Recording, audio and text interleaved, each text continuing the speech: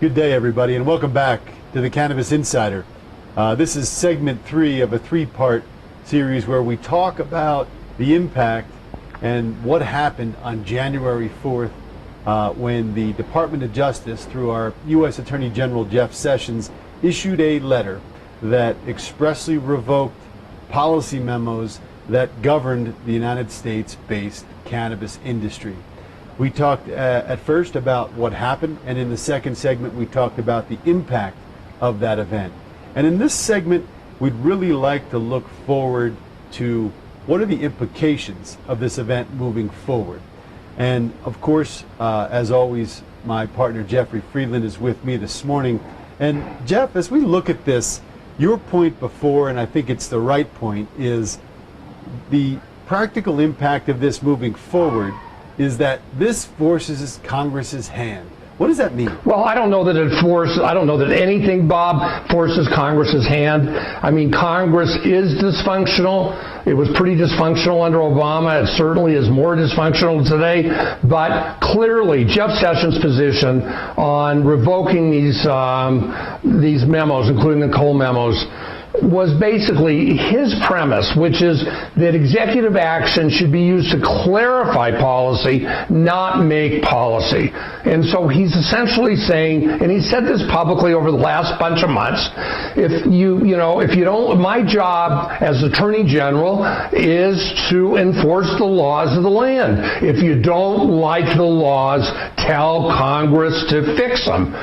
And, that's why I was so aghast at some of the responses. You and I are both in Colorado, including what our senator said, that he was going to hold up approval process on U.S. attorneys for justice because of Sessions' action on Thursday, instead of saying, I'm going to put a bill in Congress, I'm going to lobby across the aisle, I'm going to change the status of marijuana under the Controlled Substances Act or exempt from the Controlled Substances Act or whatever. So no conversation about trying to change it the way it should be changed, Bob. Legislative action. Well, Congress hasn't been particularly good at getting things done, not only under this administration for quite some time now, but what they have done consistently over the last several years as it relates to the cannabis industry is they've enacted spending provisions. And we've talked about this at length in some of our prior segments where we talked about what's known as Rohrabacher-Farr, or currently Rohrabacher-Blumenauer. I'll call it Rohrabacher, which basically prevents the Department of Justice from spending $1 to enforce against lawful, state-compliant medical marijuana businesses. It doesn't extend to adult use or retail, and that's a problem in and of itself. But that provision has only been extended through the middle of this month, of January 2018, and Congress needs to consider it in the big picture of its budget amendment. It seems as if, as we talked about in our last segment, perhaps a motivation by Sessions was to show Congress how serious it was that this be removed. But I do believe it's going to have the opposite effect. I believe that Congress is going to look at it, and while Congress will not likely in the immediate term take decisive action to either legalize or make it expressly allowed that states do this as a matter of law, I do believe that they'll extend the Rohrabacher Amendment and perhaps even extend it to encompass retail or adult use businesses. There was another amendment out there called the McClintock-Polis Amendment.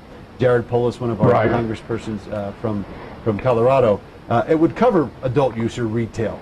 Do you think that's a likely implication of this? Do you think that Congress is going to extend that to the retail side? Or do you think Congress actually takes some decisive action here and reins Sessions in? Well, I think that there's so much public outcry on what Sessions did on January 4th, Bob, that the timing was so bizarre, 3 days after California opened for business on adult use. I believe there will be pressure to do that in whatever budget or funding bill. But as you've discussed in our last one and mentioned, and we've talked about, Sessions has been lobbying Congress on Rohrabacher not to include it in new spending bills. So, but I think so many people are incensed that it will continue on medical, and I'm hoping that there's enough pressure on Congress to put it in for adult use as well. The problem is that's only temporary. It's a temporary fix. And then it comes up every time there's a budget or we need a continuing spending authorization. We need a permanent fix, Bob. That's what Congress has to wake up to. And quite honestly, I'm not at all defensive of Jeff Sessions, and everything I've said over the last few years in print or on TV has been that way, but don't shoot the messenger. Obama didn't deal with this legislatively. Trump is not going to push it. Congress has got to do their job. 60% of the American public believes this plant should be legal. Congress, wake up. Congress, get something done for a change. So we've seen the debate potentially shift, but at the end of the day, is this going to result in some sort of legal action? If you recall, about a year ago, the state of California hired our former U.S. Attorney General, Eric Holder, and Mr. Holder was hired as outside counsel for seemingly exactly this type of scenario. Jeff, does this lead to litigation? Does this lead to Congress taking a decisive step to make something clear and provide clarity to this industry? What happens? Well, lots of litigation because, especially with the Trump administration, everybody is suing everybody these days. So yes, I expect California, I expect Colorado, there could be joint lawsuits. I think those go nowhere ultimately.